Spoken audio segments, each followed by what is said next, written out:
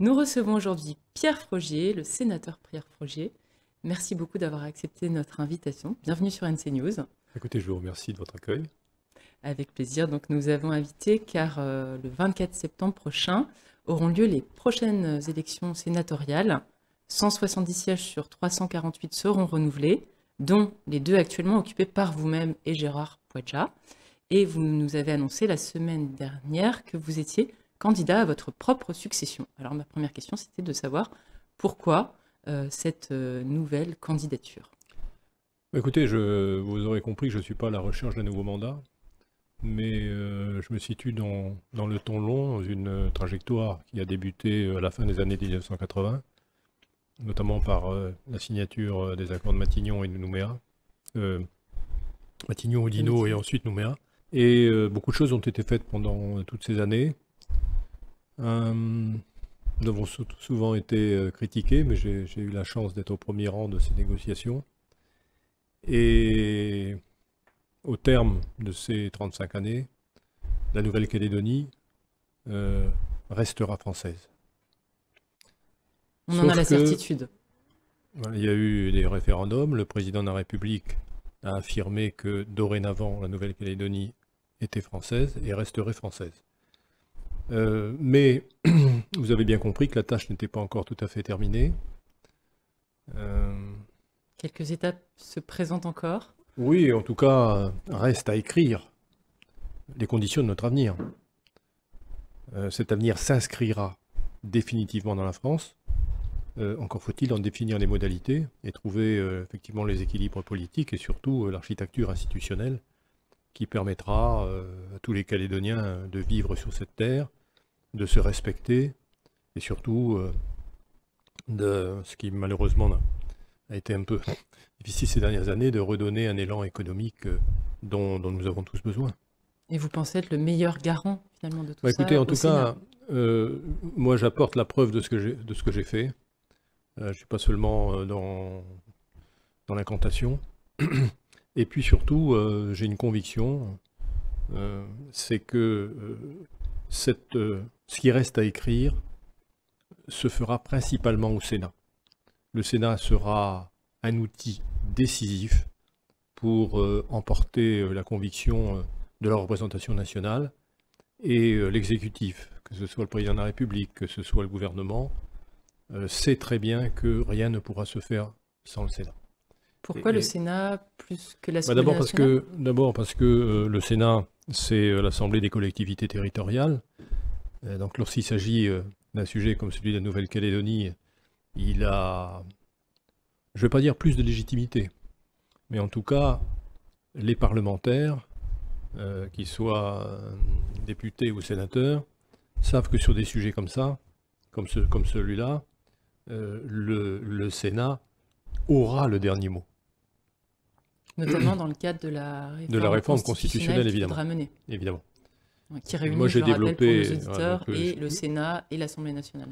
J'ai développé l'image de la Nouvelle-Calédonie au Sénat depuis 2011, grâce au soutien du président Larcher, grâce au soutien de ma famille politique, et du président Retailleau. Et ce que je peux affirmer aujourd'hui, c'est que la voix de la Calédonie que je peux exprimer au Sénat est entendue au-delà des LR. Et puis, il faut se réapproprier un peu l'histoire de la Nouvelle-Calédonie. Vous savez, au moment où cette période que l'on a appelée les événements, la France métropolitaine était loin, il y avait d'autres sujets. Et un jour, le 25 janvier 1985, Dick Ukwe, qui était sénateur, représentant de la Nouvelle-Calédonie à ce moment-là, a fait un discours qui a permis à tous les Français, au-delà du Parlement, de prendre conscience de ce qui se passait ici. Pourquoi? Il n'y avait pas les réseaux sociaux à ce moment-là. Eh bien, le bureau du Sénat a pris la décision de publier dans toutes les mairies de France, dans les 36 000 communes, ce discours.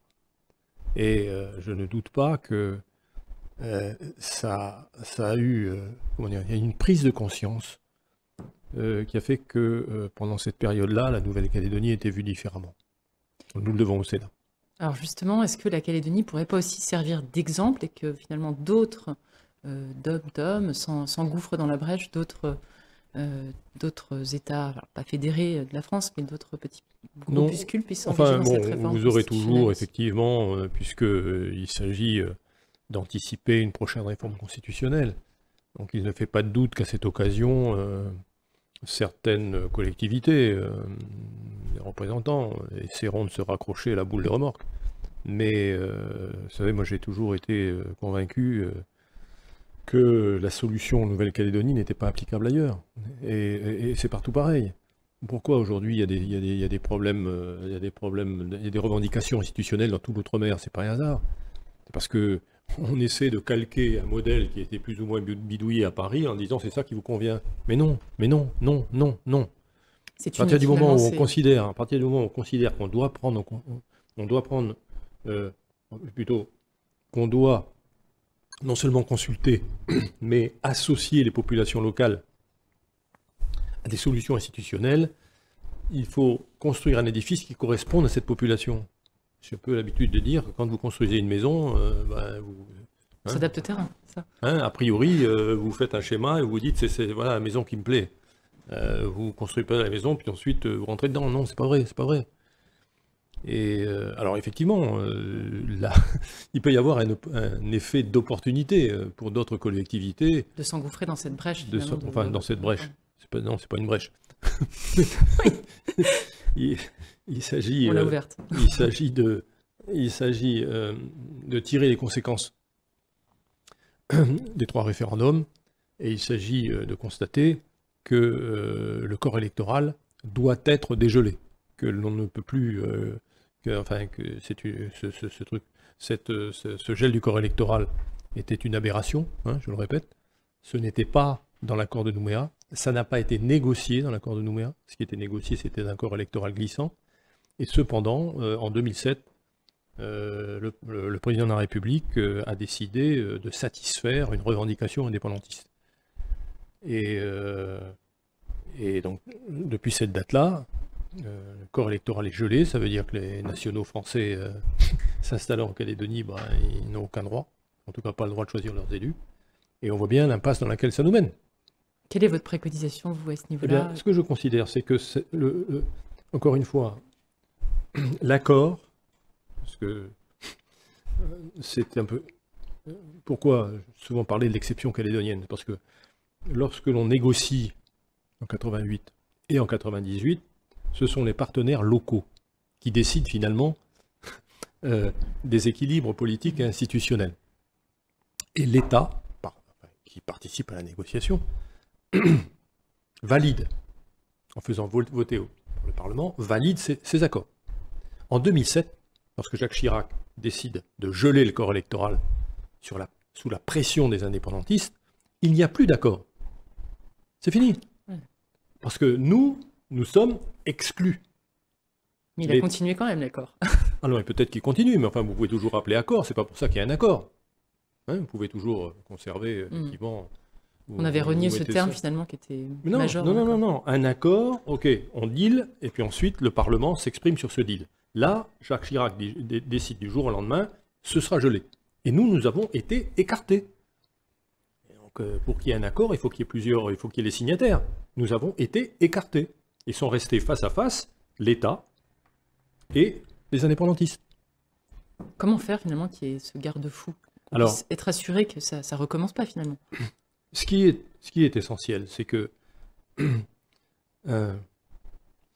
comment sortir déjà. Puisqu'il ne s'agit plus d'un accord. Il ne peut pas s'agir d'une négociation entre signataires des accords pour savoir comment on en sort. Ce gel du corps électoral nous a été imposé. Il s'agit pour l'État maintenant de dire, de tirer les conséquences notamment des référendums et d'ouvrir d'autres perspectives.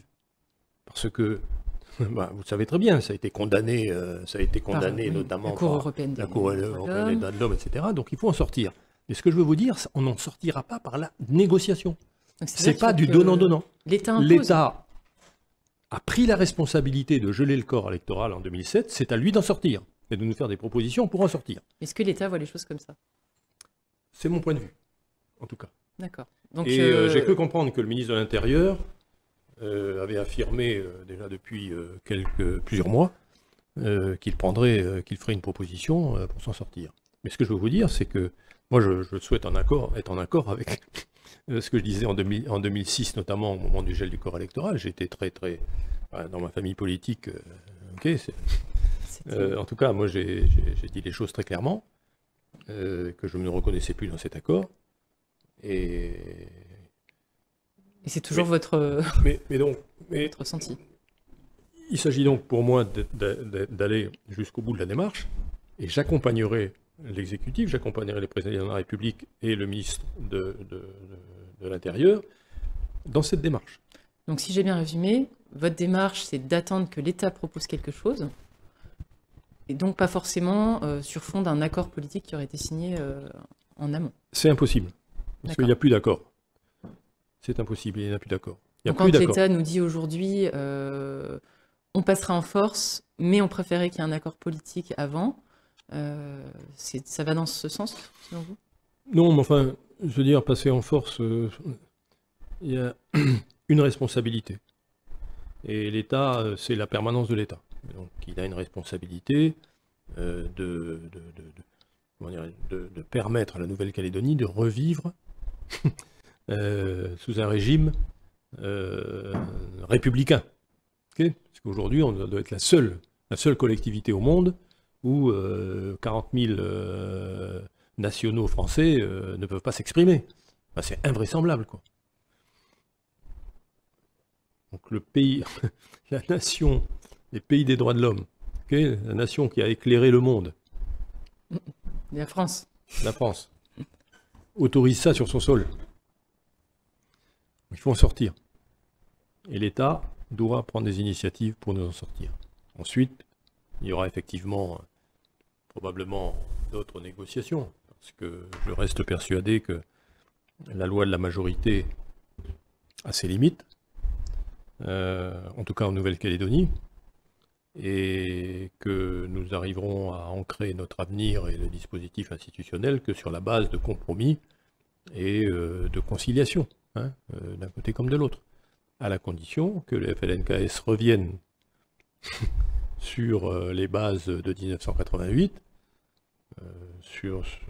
on avait dénommé l'accord de Nouméa, enfin l'accord de Matignon et les modalités de l'accord de Matignon, c'était reconnu comme étant l'exception calédonienne. C'est-à-dire que nous étions les adversaires, mais nous avions été capables de dealer, de se taper dans la main et de devenir des partenaires pour cesser la guerre civile et passer à autre chose.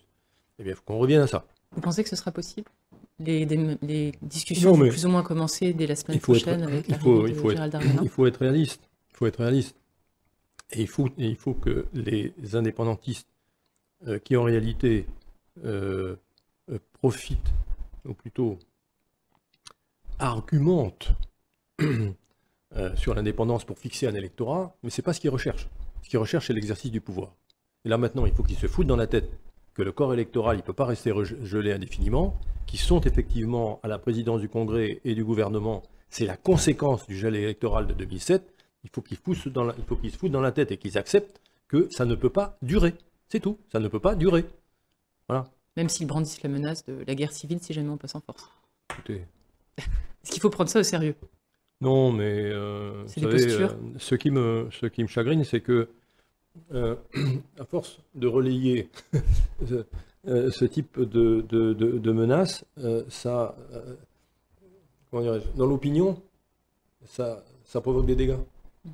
Okay, et justement, les indépendantistes savent, connaissent un peu certaines méthodes de communication. Okay. Qu'est-ce qu'on peut attendre finalement de la semaine prochaine, où ils vont peut-être enfin réussir à se mettre autour de la table? Il faut que les gens, il faut que chacun redevienne raisonnable. Hein, et soit, soit c'est la loi de la majorité avec toutes ses conséquences, ou alors on en revient à la sagesse, c'est ce que nous avions réussi à faire en 88, et puis les choses se construiront différemment. Mais pour ça, et je constate et je salue les positions fermes du ministre de l'Intérieur. Et d'ailleurs, bon, le chef de l'État aussi, en ce sens, était clair. Il ne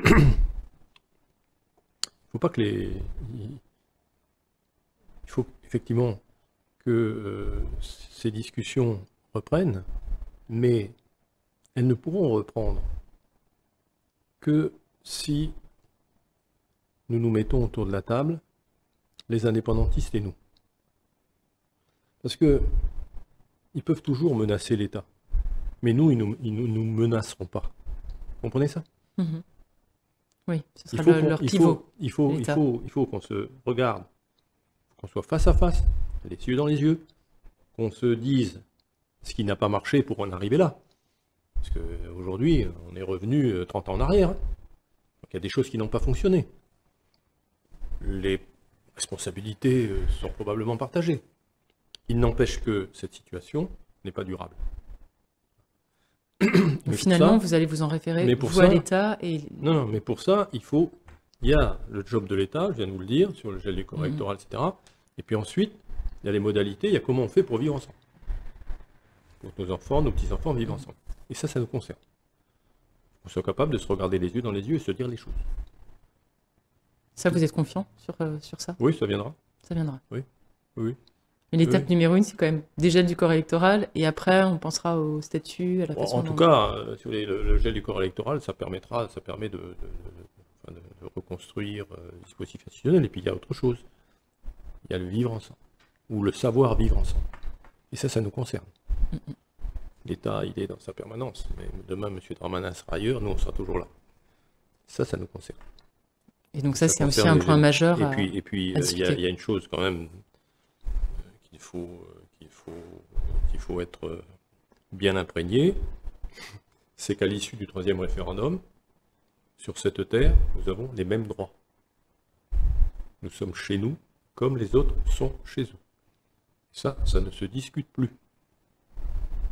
Donc ça impose certaines obligations. Alors revenons juste à votre candidature. Vous ne serez pas le seul dans l'arène. Georges Naturel, maire de Dimbéa et membre du Rassemblement LR comme vous, s'est aussi porté candidat. Est-ce que vous attendiez à ce qu'il se présente? Bon, il m'en a parlé, oui. Après, bon, je suis toujours à la recherche de la justification de cette candidature. Parce que je pense réellement... Vous savez, on a un long parcours commun avec M. Naturel. Je pense que c'est un bon maire dans une commune qui était compliquée, puisque Dimbéa a explosé ces dernières années, donc il a fallu gérer cet apport de population, des infrastructures qui vont avec. Et puis, je sais que les habitants de Dimbéa lui sont reconnaissants de tout ce qu'il a fait. Je ne suis pas certain qu'en votant pour lui en 2020, il s'attendait à ce qu'il les abandonne en cours de mandat. Voilà, c'est tout. Alors après, il fait ce qu'il veut. En tout cas, est-ce que c'est une candidature qui pourrait potentiellement vous faire de l'ombre? Écoutez, chaque candidature a sa légitimité. Moi, je vous l'indiquais, je suis dans un parcours long. J'ai fait ce que j'avais à faire à l'Assemblée nationale, au Sénat. Et je pense qu'il reste... la solution définitive est à portée de main, donc c'est ce qui justifie que je me représente, mais je ne suis pas à la recherche d'un nouveau mandat. Au-delà de cette concurrence, est-ce que ce n'est pas un signe de fragilisation aussi du Rassemblement LR, dans la perspective des provinciales notamment? Est-ce qu'il ne faut pas s'inquiéter finalement? Je ne crois pas, parce que finalement, vous savez, ce que je ressens, c'est qu'il y a une volonté déterminée d'un regroupement des partisans de la France. C'était une famille, effectivement, ce qui des dernières années s'était un peu éparpillé. Et ce regroupement est indispensable, d'abord pour rassurer les Calédoniens, ensuite pour aborder cette échéance des élections sénatoriales dans les meilleures conditions. Et puis, comme vous le soulignez, ce sera indispensable pour les prochaines élections provinciales. Oui, c'est un peu le préambule finalement aussi. Mais oui. Et c'est pour ça que je ne comprends pas bien l'initiative personnelle de Monsieur Naturel. Merci beaucoup, Je vous en prie. Monsieur Frogier, pour ces précisions. Et puis, Merci eh à vous. bien, la suite au prochain numéro, j'ai envie de Merci. dire.